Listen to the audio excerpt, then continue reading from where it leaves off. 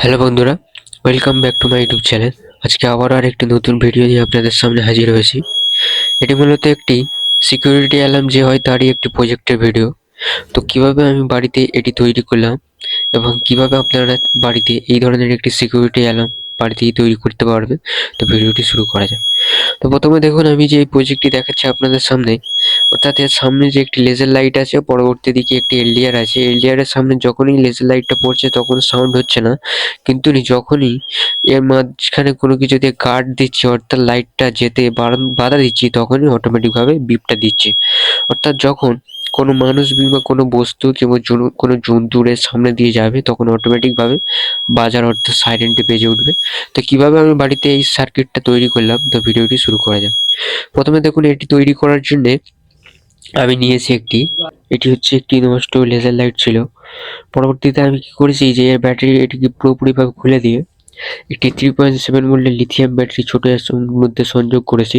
যার ফলে কি এটি ছোট যে টাইপের বোতাম ব্যাটারি ছিল তার থেকে লিথিয়াম ব্যাটারির সাহায্যে এটি চালানো সম্ভব হচ্ছে। সেই মতো আমি কি করেছি, দেখুন এর মধ্যে লিথিয়াম ব্যাটারির সংযোগটা দিয়ে দিয়েছি এবং কত ভালো পরিমাণে এই লাইটটি জ্বলছে আপনাদের দেখানোর চেষ্টা করলাম। দেখুন লেজার লাইটটিও ভালো পরিমাণে জ্বলছে। তো এটি করে দেওয়ার পর লাগবে একটি সুইচ অন অফ করার জন্য সার্কিটটিকে। তো একটি লাগবে এলডিআর, আর একটি বাজার, আর একটি 1K রেজিস্টার। আপনি চাইলে 100K রেজিস্টার দিয়েও এটি ব্যবহার করতে পারেন, তাহলে কি সার্কিটটি একটি শক্তিশালী হবে। লাগবে একটি BC547 ট্রানজিস্টর। প্রথমত আমি ট্রানজিস্টরটিকে নিয়ে এই যে ক্লিপটি আছে আমার সামনে, এর মধ্যে আমি লাগিয়ে দিলাম যেন কোনোভাবে এটি নড়াচড়া না যেন করে। এবং বাজারের যে মাইনাস প্রান্তটি আছে সেটিকে আমরা BC547 ট্রানজিস্টরে প্রথম পিনের সাথে যুক্ত করে দিলাম। এবারে নিয়েছি একটি 1K রেজিস্টার, যেটিকে আমরা BC547 ট্রানজিস্টরের মিডল পিনে যুক্ত করে দিলাম। পরবর্তী নেব বাজারে প্লাস পয়েন্টটি, অর্থাৎ প্লাস তারটিকে সেটিকে নিয়ে আমরা 1K রেজিস্টারের পরবর্তী দিক যেখানেতে ট্রানজিস্টর অপর প্রান্তে ছিল সেখানেতে আমরা এখানেতে সংযোগ করে নিলাম। দেখুন এবারে নিয়েছি এলডিআরটিকে নিয়ে আমরা BC547 ট্রানজিস্টরের 3 নম্বর পিনে অর্থাৎ তৃতীয় পিনে সংযোগ দিয়ে দিলাম। পরবর্তীতে 1K রেজিস্টারকে বাঁকিয়ে নিয়ে সেটির সাথে এলডিআর এর পরবর্তী যে দিকটি ছিল, অর্থাৎ যে প্রান্তটি খোলা ছিল, সেই প্রান্তের সাথে ট্রানজিস্টরের দ্বিতীয় পিনে সংযোগ করে দিচ্ছি এরকম ভাবে। তো দেখুন সোল্ডারিং আয়রনের সাহায্যে আমরা ভালোভাবে এদিকে সংযোগটি করে নিলাম। পরবর্তীতে নিয়েছি একটি লিথিয়াম ব্যাটারি 3.7 ভোল্টের। তার মাইনাস প্রান্তটিকে আমরা এলডিআর এর এক প্রান্তে অর্থাৎ BC547 ট্রানজিস্টরের তৃতীয় পিনে সংযোগ করে দিলাম এবং প্লাস প্রান্তটি যেটি আছে তার একটি আমরা সুইচ ব্যবহার করব, যার কারণে কি একটি ব্লু তার, অর্থাৎ ব্লু তারটিকে নিয়ে আমরা বাজারের প্লাস পয়েন্টে সেখানে যুক্ত ছিল এলডিআর রেজিস্টারের প্রান্তের সাথে সেখানেতে যুক্ত করে নিলাম। এবার নিয়েছি একটি ছোট সুইচটিকে নিয়ে সুইচের এক প্রান্ত সব ব্লু তারের সংযোগ দিয়ে দিলাম এবং পরবর্তী আরেক দিক যেটি ছিল সেই দিকটিকে আমরা লিথিয়াম ব্যাটারির যে প্লাস প্রান্তটি ছিল সেই প্লাস প্রান্তে সংযোগ করে দেবো। এভাবে মূলত সার্কিটটা আমি তৈরি করেছি। এবারে নিয়েছি একটি অ্যালুমিনিয়াম শিট, আপনাদের দেখানোর চেষ্টা করলাম। এরকম একটি বড় অ্যালুমিনিয়াম শিট নিয়েছি, যার উপরে আমি কি সার্কিটটিকে ভালোভাবে বসানোর চেষ্টা করব। প্রথমত দেখুন এই যে বাজারটিকে আমরা এখান থেকে ফেভিকুইকের মাধ্যমে এই যে অ্যালুমিনিয়ামের শিটটি আছে তার উপরে এক প্রান্তে এখানে বসিয়ে দিলাম। পরবর্তীতে আমি এখানে ব্যবহার করেছি একটি 4 ভোল্টের লিড অ্যাসিড ব্যাটারি এবং লিথিয়াম ব্যাটারির সংযোগটি খুলে দিয়েছি। তো দেখুন লিড অ্যাসিড ব্যাটারিটিকেও এখানে বসিয়ে দিলাম এবং ব্যাটারির উপরে একটু ফেভিকুইকের সাহায্যে এখানে আমরা সুইচটা বসিয়ে দিলাম যেন সার্কিটটি ছোট হয় এবং সুবিধা মতো আপনাদের দেখানোর চেষ্টা করতে পারি। তো ঠিক সেই মতো দেখুন আমি চারিদিক থেকে ভালোভাবে কম্পোনেন্টসগুলো অর্থাৎ সুইচ, ব্যাটারি এবং বাজারটি ভালোভাবে বসিয়ে নিলাম। পরবর্তীতে মেইন যে সার্কিটটি আছে অর্থাৎ এলডিআরটি হচ্ছে এর মেইন কাজের অংশ। সেই মতো দেখুন আমি কি করছি, যে অ্যালুমিনিয়াম শিটের উপরে আমরা ভালোভাবে কি ফেভিকুইকের সাহায্যে এগুলিকে বসিয়ে দেবো।